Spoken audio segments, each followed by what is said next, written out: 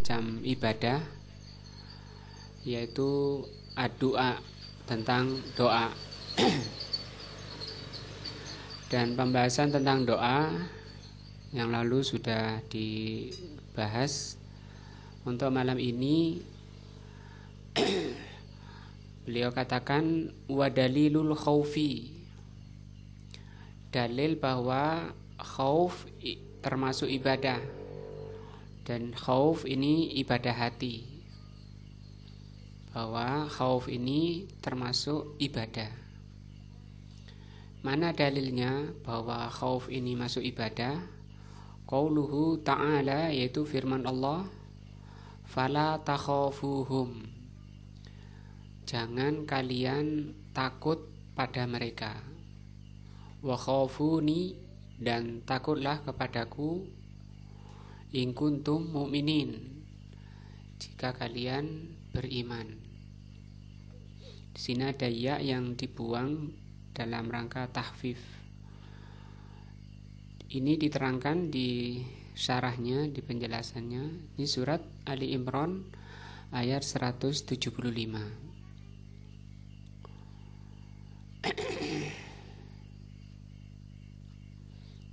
Ini ya, al-khaufu, apa itu khauf? Jadi tadi diterangkan bahwa khauf ini masuk ibadah ya.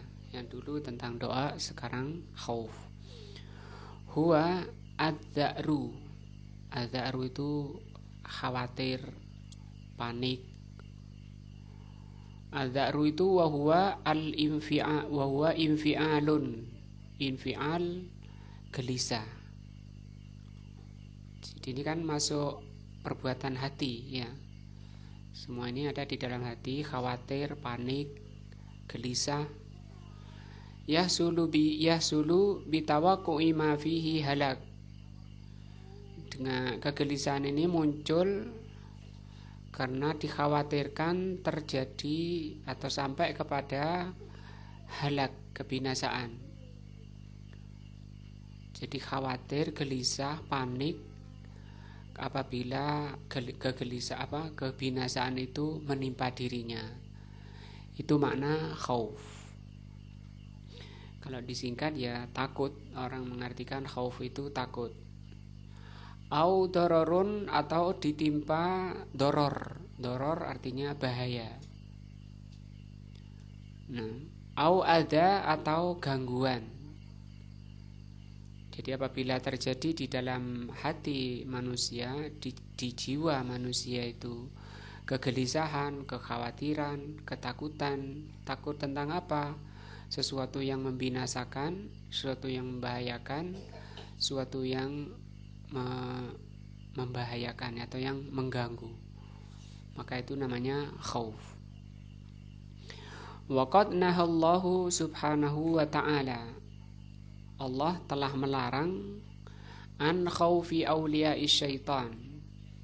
Allah melarang di ayat ini takut kepada wali-wali syaitan. Wali syaitan artinya pengikut-pengikut syaitan. Wa umira, dan Allah memerintahkan di ayat ini, surat Ali Imran, surat Ghafir ini. Surat apa tadi? Ali Imran ya.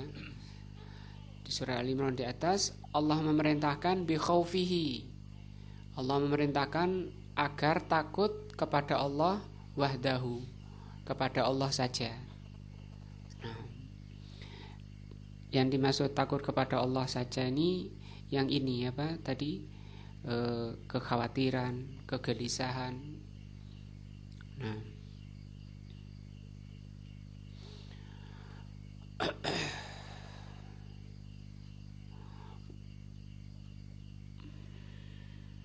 wal khaufu, khauf salah satu anwa'in. Takut itu ada 3 macam. An-naw'ul awwal, macam pertama, khaufun tabi'i, yang disebut dengan khauf tabi'i. Kalau diterjemah, takut tabiat atau bawaan, tabiatnya takut. Ka khaufil insani minas sibai, seperti takutnya manusia pada binatang buas. Nah, seperti kita takut singa misalnya ya. Wanar, dan seperti takutnya manusia pada neraka atau pada api. Wal ghoraq, takut pada tenggelam. Misalnya ada ombak besar, terjadi kegelisahan hati, kepanikan. Nah, itu namanya takut secara tabii. Kalau di Indonesia kemarin takut kena virus corona. Takut pada virus corona itu termasuk takut ini, takut tabii. Takut yang pertama ini. Wa hadza la yulamu alaihi al-abdu. Takut tabii ini itu tidak tercela. Orangnya itu tidak tercela, tidak dicela. Hukumnya tidak apa-apa. Boleh, karena memang tabiat manusia. Namanya disebut tabii. Tabii itu bawaan atau cetakan manusianya, itu memang dibuat oleh Allah takut pada ini tadi. Qala Allah Ta'ala, Allah mengatakan an Musa alaihi salatu wassalam, seperti Allah terangkan tentang Musa alaihi salatu wassalam. Fa asbaha fil madinati khaifan yataraqqab. Di pagi hari Nabi Musa khaif, takut karena telah membunuh seseorang yang tidak diperintah oleh Allah untuk dibunuh. Dan Nabi Musa memukul bukan untuk membunuh, tidak ada kesengajaan untuk membunuh, dan tidak bermaksud untuk membunuh, cuma mukul saja. Nah, tapi kok mati? Karena memang Nabi Musa diantara kelebihannya orangnya kuat. Pernah mukul batu, ya, batunya itu iso membekas tangannya Nabi Musa. Gara-gara batunya lari membawa pakaian Nabi Musa ketika Nabi Musa itu mandi. Mandinya Nabi Musa menjauh dari orang-orang Bani Israel. Orang-orang Yahudi mandinya bareng, laki-laki kumpul situ banyak orang. Mungkin kita juga pernah lihat di kampung kita, orang-orang mandi bareng laki-laki di sungai. Nabi Musa menjaga dirinya karena rasa malu, maka dia menjauh. Kemudian dicela oleh orang Yahudi, Musa itu cacat sehingga tidak mau kumpul sama kita. Kemudian oleh Allah ditampakkan dengan cara Nabi Musa didekatkan ke orang-orang yang sedang mandi dengan cara ketika telanjang batunya suruh lari mendekat ke orang-orang yang sedang berkumpul. Dikejar oleh Nabi Musa, dipukul. Kembali ke sini, ke ayat ini, surat Qasas ayat 18.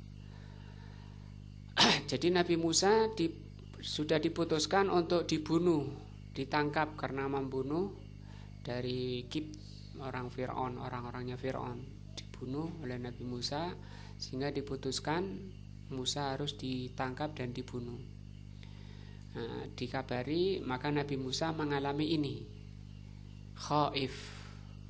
Ini isim fa'ilnya, kata pelakunya atau subjek dari khauf tadi. Lakin idza kana hadzal khauf, jadi pertama yang kita fahami dari sini, takut seperti ini tidak apa-apa. Seperti orang yang sedang jadi buronan, ya itu kan takut. Nah, itu tabii seperti itu. Nah, seperti ini kan Nabi Musa sedang diburu, buronan, bahasa kita buronan. Takut beliau. Nah, maka takut yang seperti ini, kata beliau, itu takut yang tabii yang enggak apa-apa, tidak dicela. Hukumnya ya enggak apa-apa. Lakin idza kana, hanya saja takut yang tabii ini tabi'i ini, idza kana al-khauf kama dzakara syekh sababan litarki wajibin au fi'li muharramin kana haraman. Takut tabi'i ini kalau sampai menyebabkan, ya, kalau sampai menjadi sebab orang itu meninggalkan kewajiban, nah, au fi'li muharramin, atau melakukan yang diharamkan, maka hukum takutnya itu haram. Ya, misalnya mau keluar ke masjid, ini sudah adzan, laki-laki harus sholat di masjid. Misalnya mau ke masjid, hukumnya wajib ke masjid, dia takut pada tetangga dicegati karena ditagih utang misalnya. Bagaimana dia hukum sholat di rumah? Boleh enggak? Karena takut mau keluar dicegati tetangga, ditagih utang, padahal belum waktunya bayar. Nah, itu kemudian dia sholat di rumah, maka sholat di rumahnya itu menjadi haram, ya, karena dia meninggalkan kewajiban. Atau karyawan perempuan, karyawati, disuruh lepas jilbab oleh atasannya, kalau enggak ya dipecat.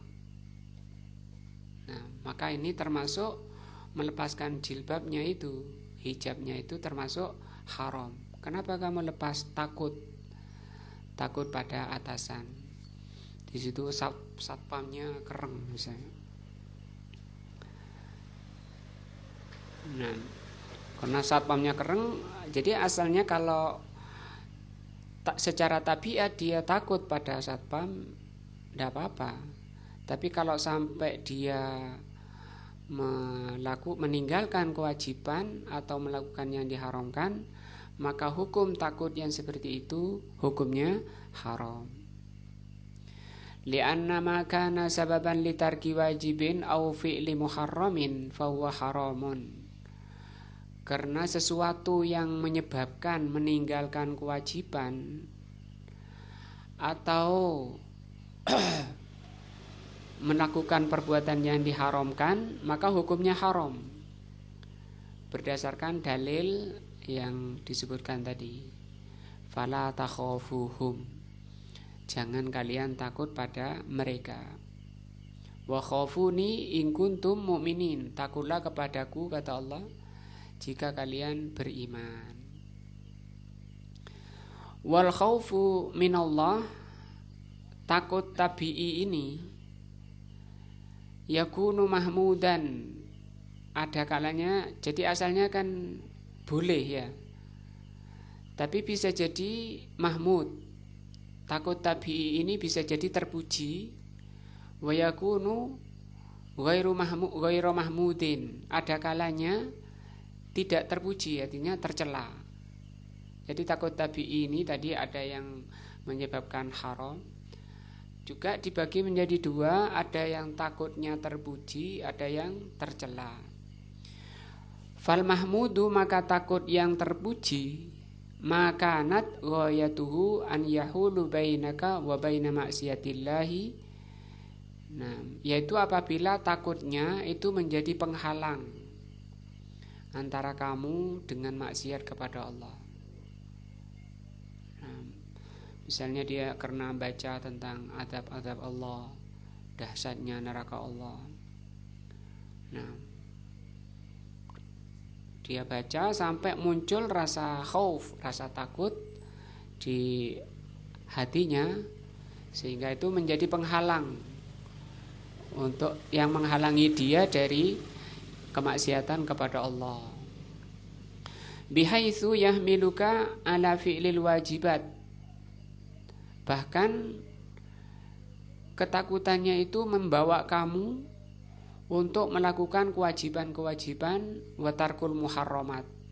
Maka ini takut yang terpuji, akibat dari atau buah dari belajar tentang hari akhir, bagaimana kejadian hari akhir.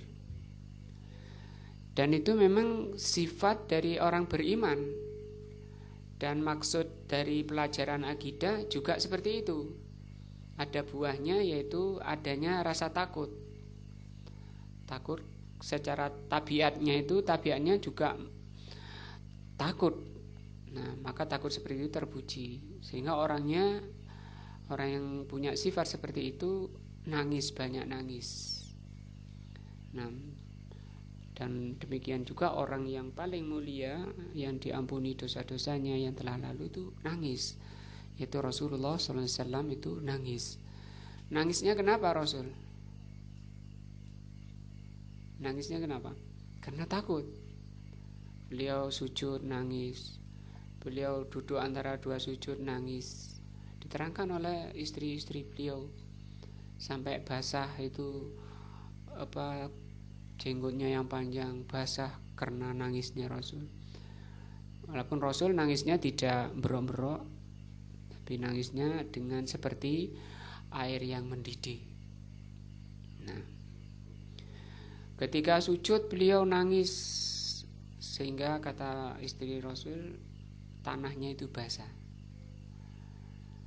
Dan juga diterangkan oleh Rasul SAW, barang siapa yang matanya basah oleh air mata karena nangis, karena takut kepada Allah, maka mata yang seperti itu tidak akan disentuh api neraka. Tapi kan kita sulit mengeluarkan air mata. Karena apa? Takut pada Allah. Kenapa? Karena memang keimanannya itu merupakan buah daripada keimanan. Maka pentingnya pelajaran akidah, pelajaran Al-Quran, itu nanti buahnya seperti itu. Hatinya lembut. Seperti sahabat beliau yang termulia, siapa? Abu Bakar As-Siddiq. Ketika oleh Rasul SAW disuruh ngimami, Aisyah radhiyallahu anha komplain, ya Rasul, jangan bapakku Abu Bakar itu kalau baca ayat nangis. Sebagaimana sudah lalu kita bahas ayat-ayatnya, bahwa orang beriman itu ketika dibacakan ayat sujadan wa bukiya, sujud, tersungkur sujud dan nangis, karena lembutnya hati orang tersebut. Nah, mungkin kita jarang seperti itu.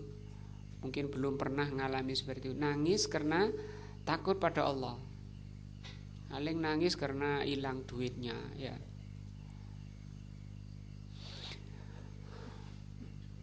Atau bahkan bunuh diri karena putus cinta, patah hati. Nah, fa idza hasalat hadhil ghayah, apabila sampai kepada puncak yang seperti ini, sakanal kolbu, maka hatinya akan sakan, tenang. Nah, wat ma'anna, dan sama ya, tenang. Wa ghalaba alaihil farhu bi nikmatillah, dan orangnya itu, hatinya itu gembira, ceria, dan nampak dari wajahnya. Maka orang-orang yang beriman itu sifati dua sifat tadi, nangis ceria. Nangisnya kapan? Ketika ingat takutnya kepada Allah, dan gembira, hatinya gembira. Nah, warroja'u, dan akan menghasilkan roja, harapan, li thawabihi, terhadap pahala dari Allah Subhanahu wa taala. Nah, ini namanya apa? Khauf, rasa takut yang terpuji. Yaitu ketika rasa takutnya itu menghalangi seseorang dari maksiat kepada Allah dan membawa kepada perbuatan melaksanakan kewajiban-kewajiban dan menjauhi yang diharamkan. Wa ghairul mahmud, takut yang tidak terpuji, ma yahmilul abdu, yaitu takut yang membawa hamba alal ya'si. Nah, alal ya'si, takut yang membawa hamba kepada sifat ya'as. Ya'as itu putus asa min rauhillah, putus asa dari pertolongan Allah. Wal kunut juga putus asa. Wahina idin yatahassar al abdu wayan kamisu, dan orangnya ketika takut seperti ini, orangnya yang akis itu jiwanya itu mengkerut. Nah, jiwanya mengkerut, melemah, kemudian diam-diam nangis kayak gitu ya. Diam-diam nangis. Kenapa? Takut. Ya, apa yang menyebabkan? Ya, takut. Pokoknya saya takut. Saya pernah berbuat dosa, takut. Maksudnya takut seperti itu. Nah, baru bama yatamadi fil maksiyah liquwati ya'sihi, kadang membawa kepada kemaksiatan karena takut, karena tingginya keputusasaannya tadi. Ke masjid tidak berani, tidak mau keluar. Lihat orang di luar nggak berani. Nah, lama-lama stres. Nah, stres, depresi, bingung saya ini bagaimana ya. Nah, itu sudah mulai lupa diri kalau saya bagaimana. Artinya bagaimana, kan dia sudah tidak tahu dirinya ya. Saya kok bagaimana? Nah, karena terhantui oleh gambaran-gambaran yang mengerikan yang tidak pas dengan ilmunya yang dibimbingkan oleh Allah dan Rasulnya. Saya di Mondoroko itu sudah 2 kali nangani orang yang seperti itu. Sampai ke rumah itu kondisinya digonceng sama istrinya karena lemahnya. Itu begitu duduk sambil minum kopi, cerita tentang dirinya lemah. Terus saya ini bagaimana? Sebagaimana Ustadz saya ini? Ya, saya lihat sampean sehat itu, coba itu minum kopinya, diminum bisa. Nah, itu bisa ngangkat kopi. Tapi bagaimana nanti? Wes gak usah tapi-tapian sudah. Nanti pikiran saya ke sana, gak usah dituruti. Itu yang menyebabkan sampean sakit. Berarti saya sehat Ustaz. Iya, sehat. Kalau nanti muncul jangan dituruti. Kalau nanti muncul lagi bisikan-bisikan jiwa tadi Ustaz, jangan dituruti. Itu yang menyebabkan sampean melemah. Kalau begitu saya sehat. Iya, kamu sehat. Pulang itu sekarang gantian. Dia yang nyetir, istrinya yang di belakang. Itu tidak sampai 1 jam. Itu buah dari tadi. Nah, sudah tidak tahu, sudah mulai dirinya melemah, kadang bisa lupa dirinya. Nah, ini sudah masuk ke bagian kegilaan. An-nau'utsani, sekarang macam khauf yang kedua. Tadi khauf pertama tadi apa? Khauf tabi'i, ya. Yang tabi'i tadi boleh, asalnya boleh. Tapi bisa jadi haram apabila apa?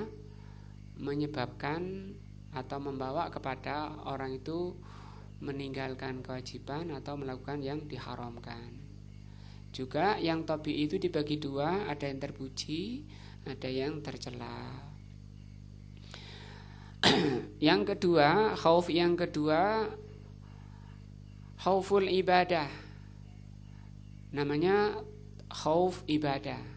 Kegelisahan, ketakutan, tapi itu ibadah. Nah, an yukhafa ahadan, yaitu seseorang takut pada yang lain.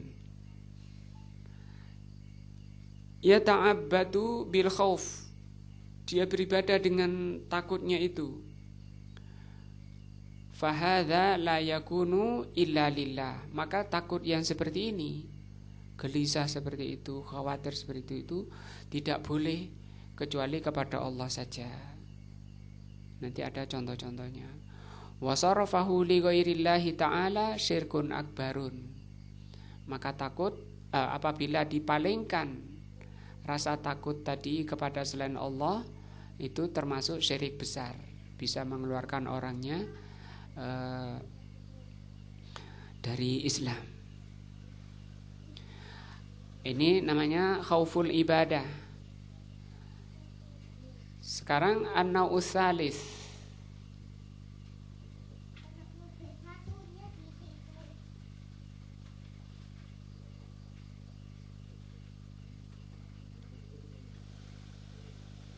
Gak cukup ya. Khaufus sir yang ketiga namanya khaufus sir. Sir ini artinya sembunyi. Ya, yang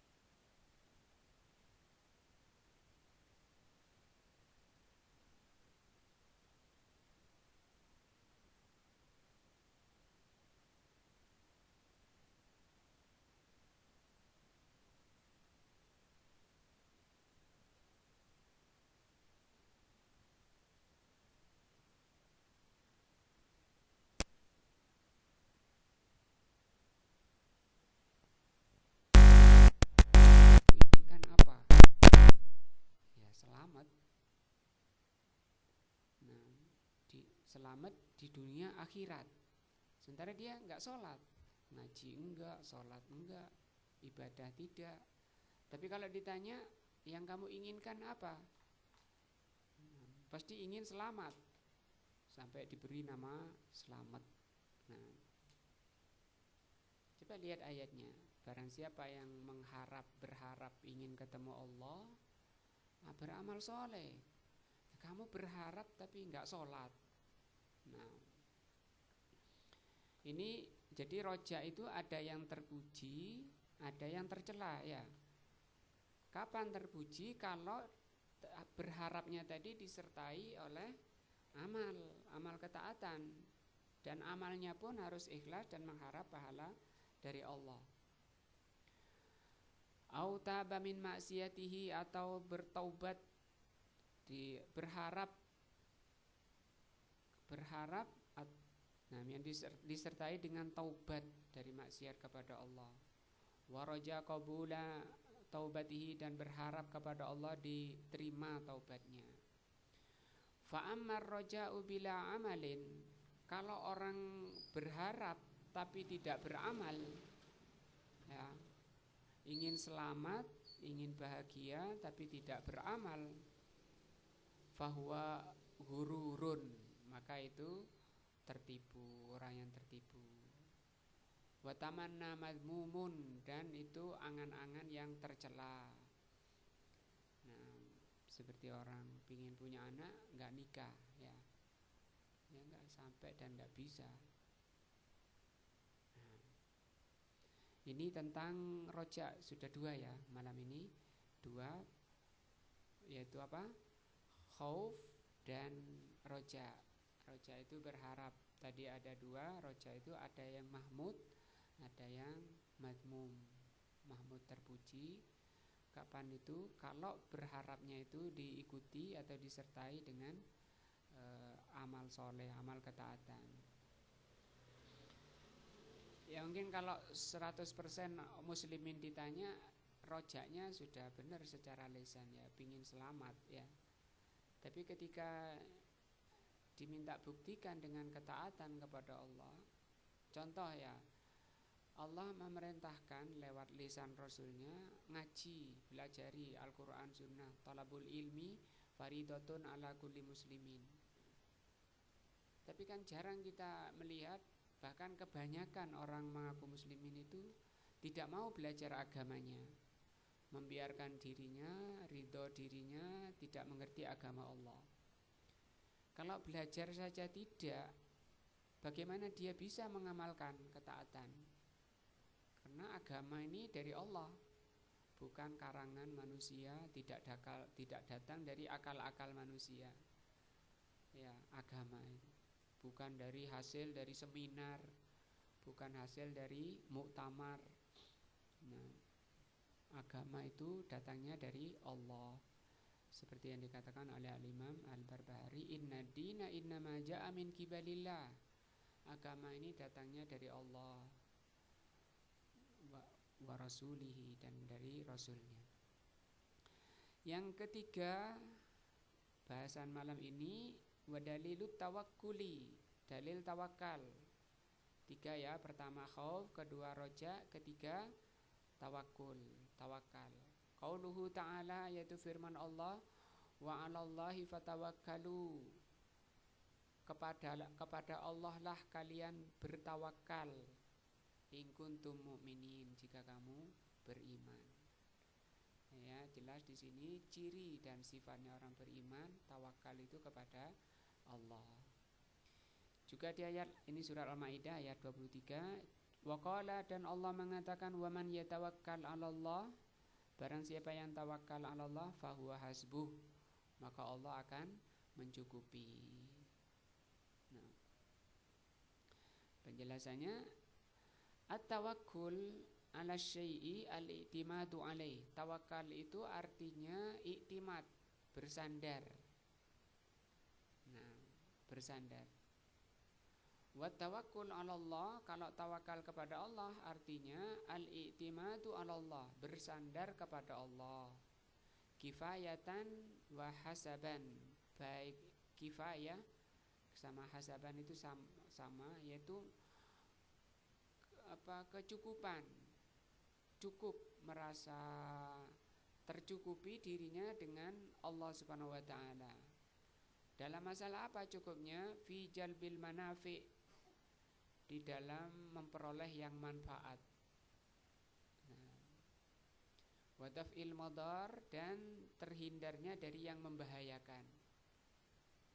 Kadang orang masang jimat ya, ditaruh di pintunya untuk menolak bahaya.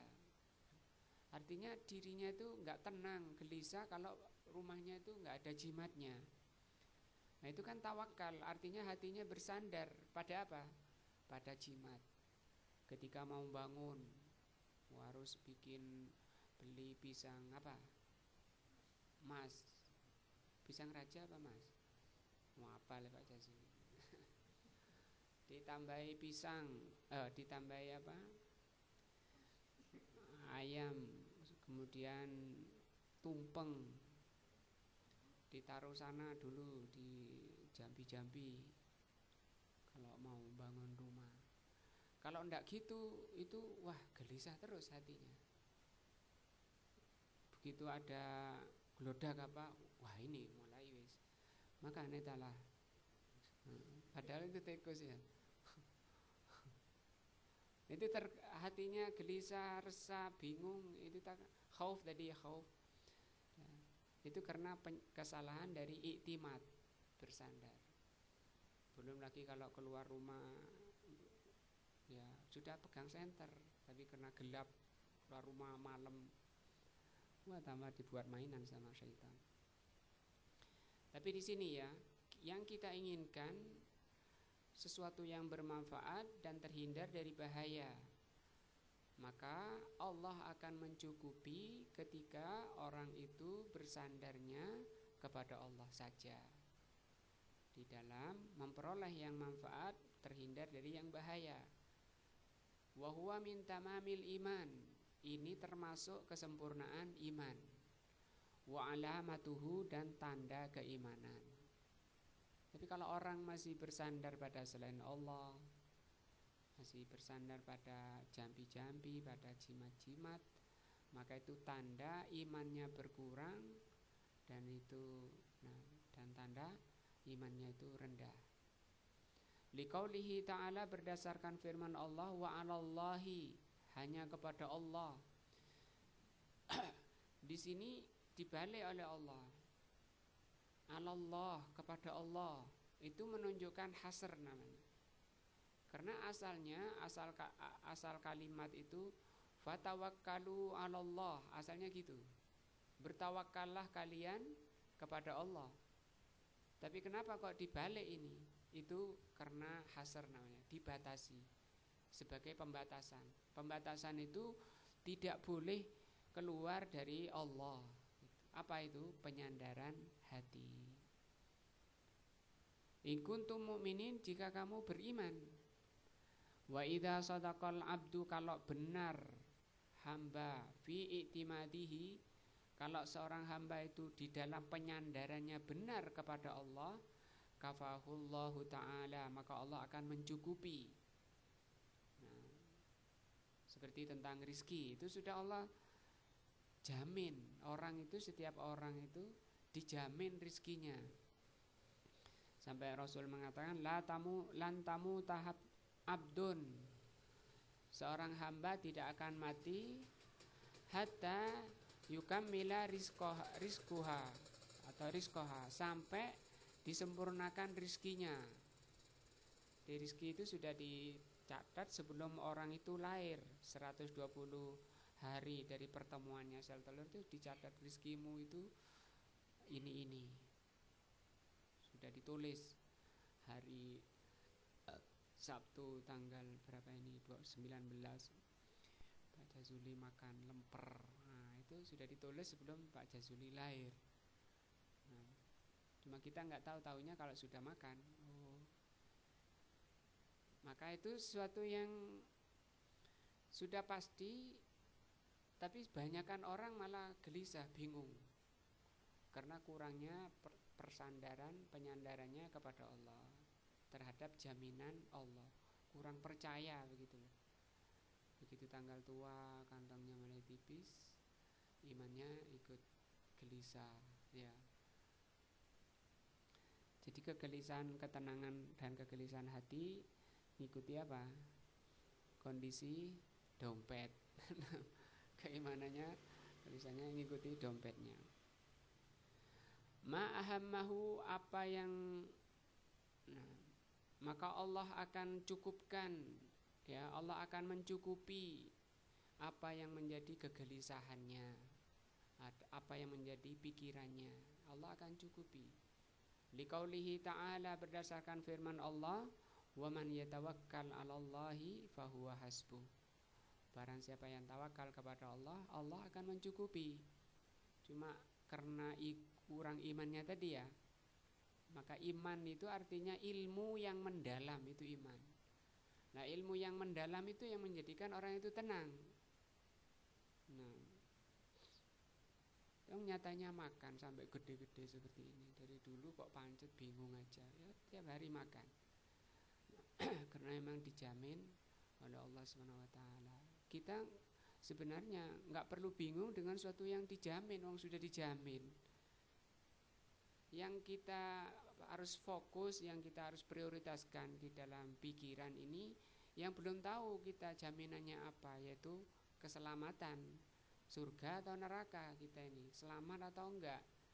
Kata Abdullah bin Umar, kalau aku tahu satu sujud saja itu diterima oleh Allah, satu sujud saja, maka itu lebih baik daripada dunia dan seisinya.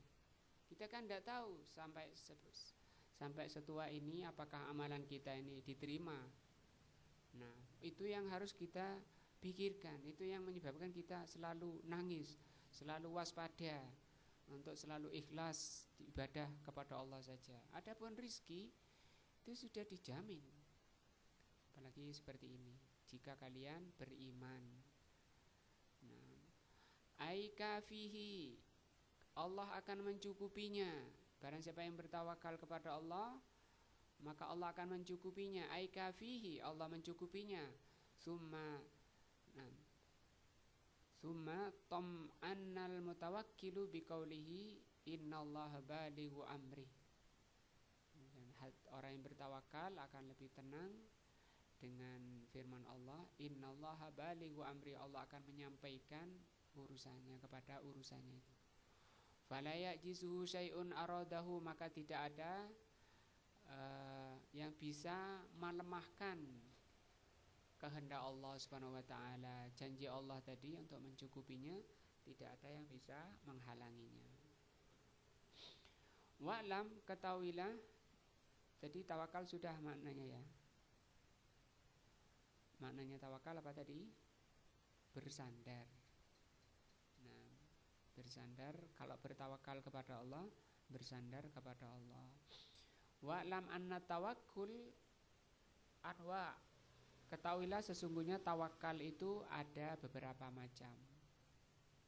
Nah, al-awwalu at-tawakkulu 'alallahi wa huwa min tamamil iman. Yang pertama tawakal, bersandar, ya, kepada Allah, dan ini termasuk kesempurnaan iman.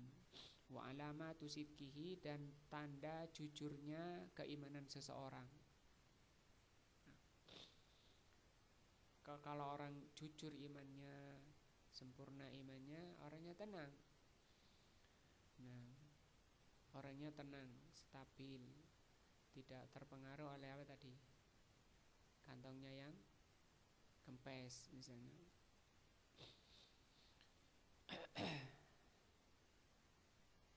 Bahkan di ayat lain, wa may yattaqillaha yaj'al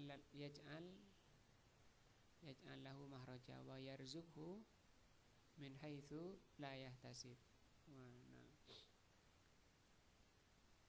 Wa huwa wajibun la yatimul iman illa bihi. Maka tawakal kepada Allah ini hukumnya wajib. Tidak sempurna keimanan seseorang kecuali dengan bertawakal kepada Allah Subhanahu wa taala. Kita diperintah oleh Allah untuk menjalankan perintahnya Setelah itu sudah tawakal kepada Allah. Nah, seperti orang yang buka toko ya, buka toko, dibuka tokonya, dilapi cerminnya, kemudian ditata barangnya dengan rapi. Setelah itu duduk. Nah, ngapain duduk? Itu tawakal. Apa hukumnya? Wajib.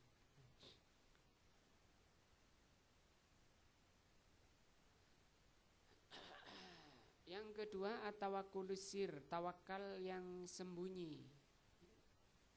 Tawakal sir namanya. Sir itu sembunyi, lawannya jahar. Bi'an ya'tamida, yaitu seseorang bersandar ala mayyitin, pada mayit. Fi jalbi manfaatin, di dalam untuk memperoleh manfaat. Misalnya datang ke kuburan, tidak tahu kuburannya siapa, minta di sana besok anak saya mau ujian pengangkatan pegawai negeri, ini saya bawa sesaji, bahaya, pulang ya. Dia bersandar hatinya ke mbahnya tadi, ke penghuni kubur. Audaf imadorrotin, atau dia sedang digoncang, kursinya digoyang orang misalnya, datang ke sana bawa sesaji pada mayit.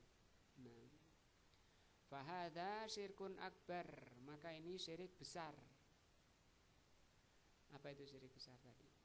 Minta-minta ke sana, kemudian bersandar ke sana, pulang dia bersandar hatinya ke penghuni kubur tadi. Maka ini syirik besar. Kenapa kok syirik besar?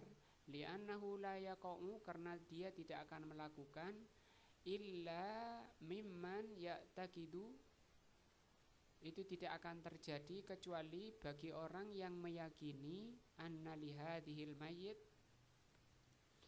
bahwa orang mati ini tasarrufan, dia bisa berbuat sirrian, secara sembunyi, fil kaun, di alam ini.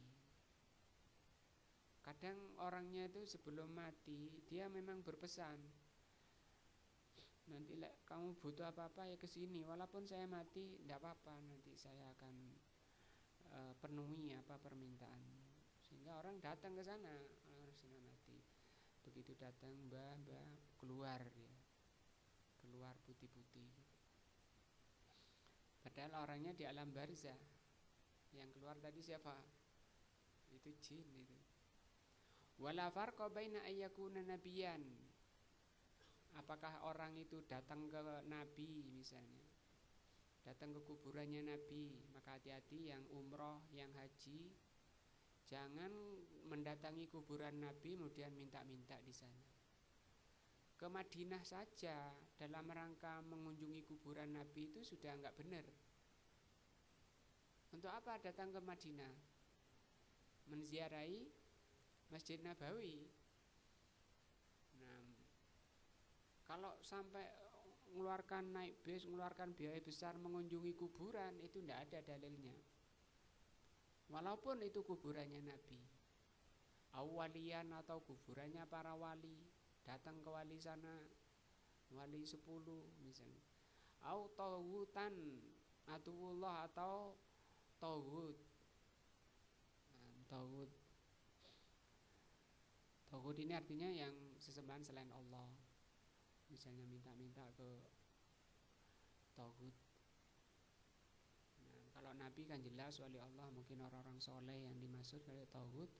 Bisa jadi orang datang ke kuburan-kuburan yang nggak tahu dia penghuni kuburannya ini orangnya apa, agamanya apa, tapi orang-orang ke sana. Seperti di Malang ini ke Gunung Kawi ya.